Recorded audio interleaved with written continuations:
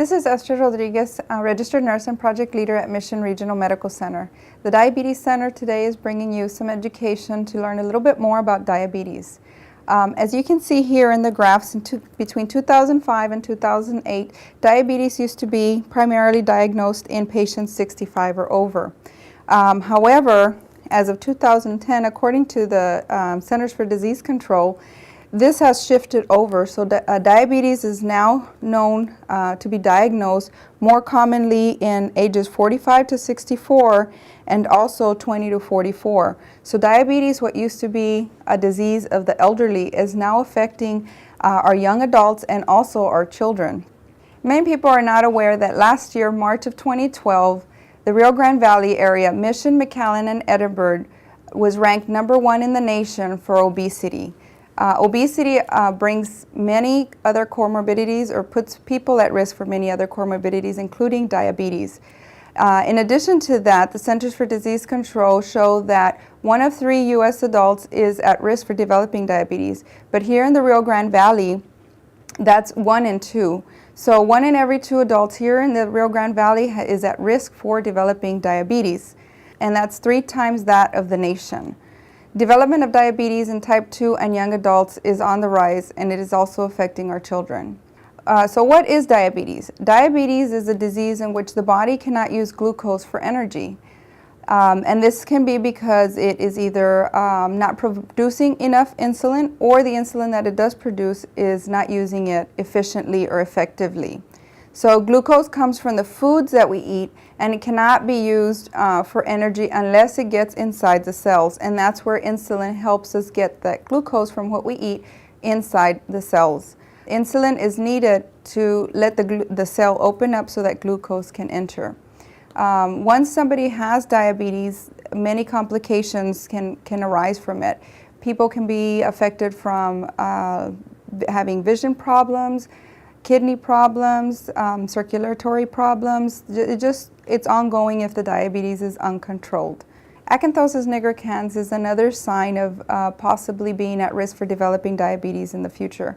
We see this often in our children. It is a disorder that causes light brown to black velvety, rough areas or increased skin markings, usually in the back and sides of the neck. But you can also find this in the knuckles and in the elbow area.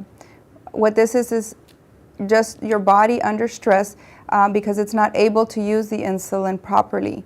And what this can lead to is developing diabetes in the future.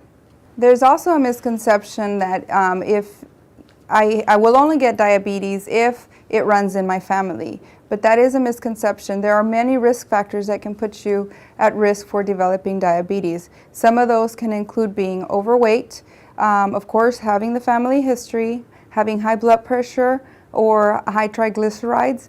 If you don't exercise regularly, if you have more of a sedentary lifestyle. Also, being African American or Hispanic, which is a large part of our population here in the Rio Grande Valley.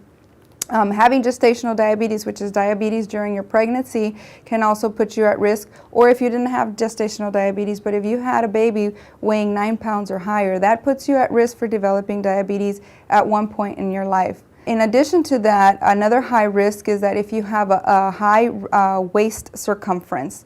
For a man, that waist circumference should be 40 inches or less, and for a woman, the waist measurement should be 35 inches or less.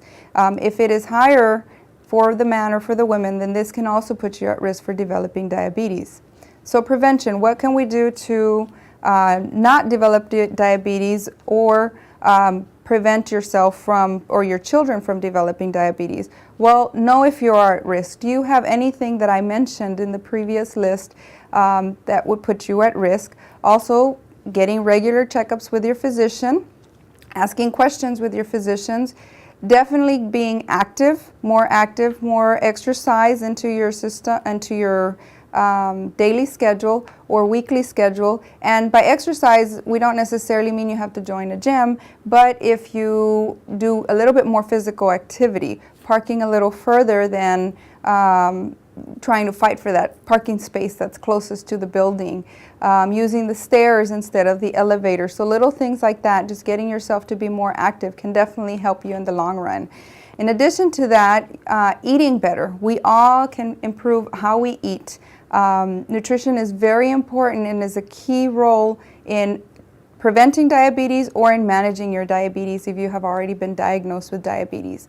So think positive. You can stay healthier longer and reduce your risk of diabetes if you follow these simple rules. And the Diabetes Center is here to help you achieve that.